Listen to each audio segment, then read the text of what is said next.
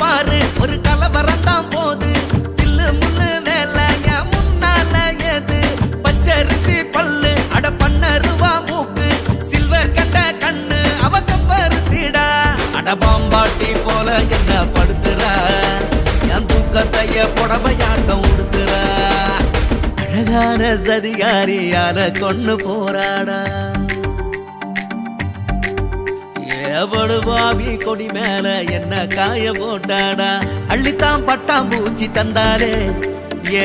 கொள்ளத்தான் கொண்டு வந்த கண்ணாரே அந்தாச்சு வெள்ளம் எனக்கு வேணும் அங்காடி அவளை வச்சுக்கிட்டு வணங்க வேணும் அங்காடி